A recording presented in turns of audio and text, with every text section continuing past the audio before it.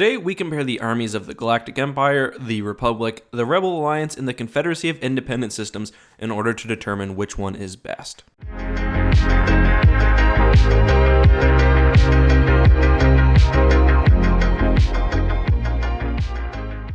Hey guys, this is EckhartsLadder. Hello and welcome to another Star Wars Legends lore video. Yesterday we looked at the naval forces of the four main factions in the Star Wars prequel and original trilogies. Today we'll be looking at their ground units. At the end of today's video I've also included a short form of an unboxing I did recently of some exclusive Logitech Star Wars Battlefront 2 gear. If you want to check that out, stick around to the end or click the link down in the description to see the whole thing. We'll start off by examining the positives and the negatives of each faction, and then at the end we'll rank them from best to worst. The focus of the ranking will not be on total power or availability of numbers, but rather on how well designed and organized a faction's military is. Let's look first at the Empire, and unlike their navy which we discussed yesterday, the ground forces of the Empire are actually fairly specialized, with several different types of units and vehicles. By far the most positive aspect of the Empire's army was the degree of specialized troops available. This was largely due to the fact that the Empire was highly militarized and fought on a variety of planets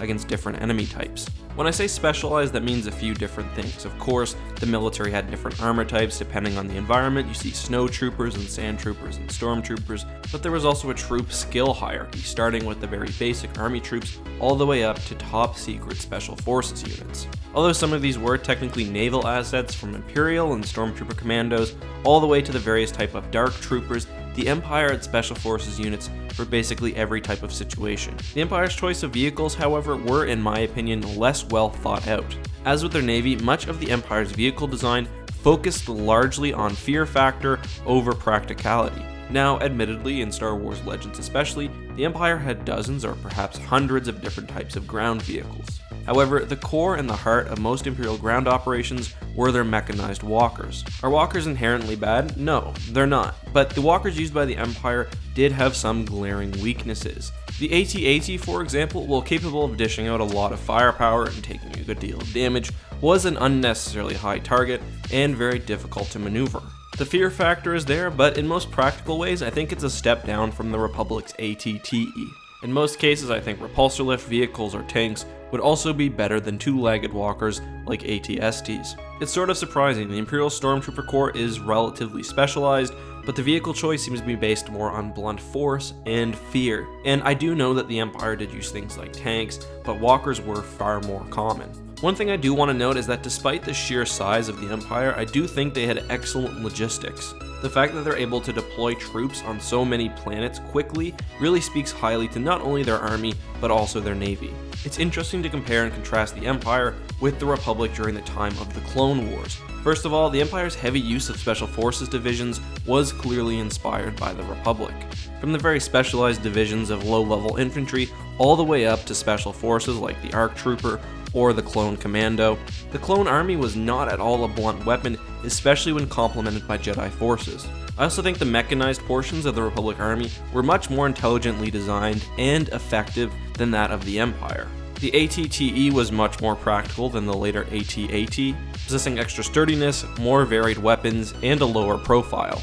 It also had less of a focus on troop transport, with the Republic using dedicated walkers for that purpose. Minor design issues notwithstanding, I also think the A6 Juggernaut is a fantastic vehicle, capable of not only assaulting enemy positions directly, but also acting as a frontline command post. I also like how, instead of like the Empire, which uses the AT-ST as sort of a catch-all for both troop transport, recon, and frontline assault, the Republic divides those roles between walkers like the AT-RT and the AT-AP. The Republic also had dedicated artillery, which is not something that we commonly see in the Star Wars universe. Perhaps because the Republic Army was needed to fight a galaxy-spanning war, which would have a heavy emphasis on ground combat, it was one of the best ground-based military forces in the Star Wars universe.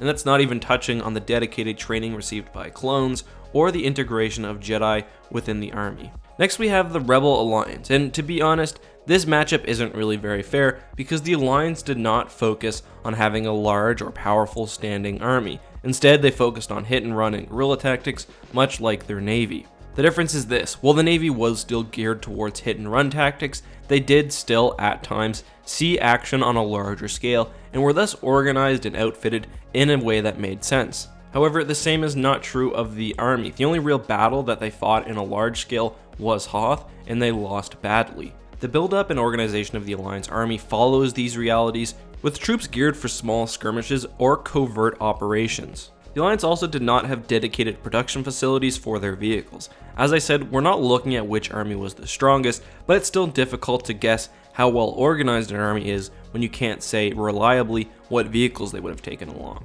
Besides for stolen or found Imperial, Republic, or Confederate units, the Alliance most often made use of light tanks. These vehicles work really well with hit and run tactics or in fighting small battles, but the Alliance really lacks heavy hitters like artillery or mechanized walkers. All in all, I think the ranking of the Alliance will need to have an asterisk next to it. I think it's safe to say that the Alliance's army was not the best, perhaps it was even the worst. However, it was at least somewhat effective in its restrained use. I will say though, at the Battle of Endor, which was probably the largest test for the Alliance's ground forces, they likely would have failed without the help of the Ewoks, so that needs to be considered as well. Finally, we have perhaps the most interesting army on this list, the separatist droid army. Obviously, the most notable thing about this force is in the title. It was composed primarily and almost totally by droids. There are several benefits to this. The first is that you can manufacture a droid for whatever purpose you need. As long as you have the resources, you can also continually build droids throughout the war without having to worry about any sort of training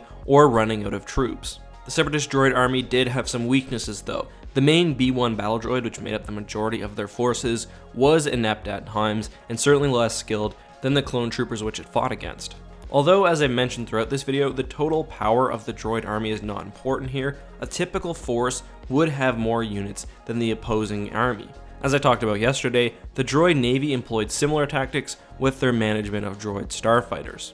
I do think the standard B1 foot soldiers were complemented nicely by upgraded droid models, including B2s, droidicas, and other specialized variants. Backing up the droid army was a wide array of autonomous or droid-controlled vehicles. These were, in my opinion, geared towards more of an anti-personnel rather than an anti-armor role. There were some exceptions to this, including notably the Super Tank, the Octup Tara Tri-Droid, and the AAT.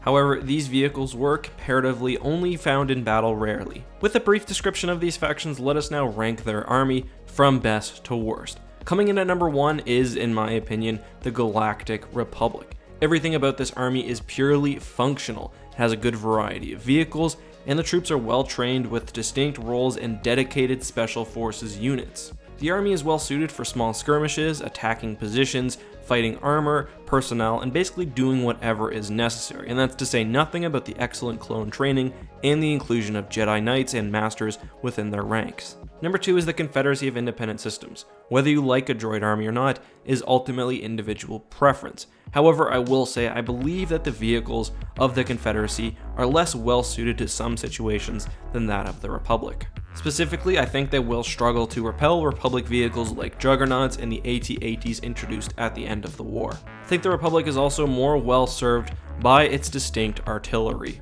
Number 3 is the Galactic Empire, and while the Empire does a good job with how they manage their individual troops, I think their vehicles and the functionality of their vehicles leave a little bit to be desired. I think generally the armored and mechanized portions of the Imperial Army is a significant step back when compared with the Republic. Coming in last is the Rebel Alliance. While there is no denying that the Alliance was effective at skirmishes and hit-and-run attacks, they were woefully unprepared for large-scale engagements, as we saw at Hoth and to a lesser extent at Endor. Much of this came from the fact that the Alliance did not have any reliable source of heavy vehicles. So, while they are fourth, consider it fourth but with a caveat.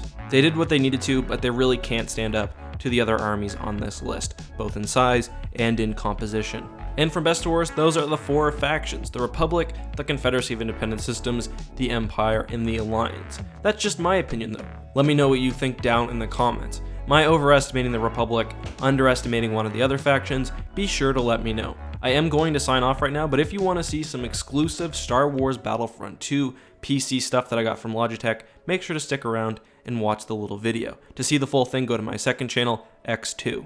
Until next time, may the Force be with you. Here we go. Insert unlocking sound here. Very cool. What's in the box? Oh, a mouse pad. Oh, so speak of the devil. 3884 G840XL gaming mouse pad. Super cool. Okay, so when they said, and when the box said that it was an extra large mouse pad, I'm not going to lie. I definitely did not expect it to be this extra large. My desk is now basically one giant mouse pad, which is pretty awesome. I might actually be able to win a game of PUBG now. All right, so that's open, and yes, it is RGB, so it does glow. That is pretty incredible. And also, I did unbox the headphones as well. It's all got nice Inferno Squad logos, and witness the firepower of my fully armed and operational Christmas battle station. Where? What's this? Oh, nice, a gaming mouse. Wow. I'm really gonna be set up again. I might actually win a game of whatever current video game I'm playing now. Is that it?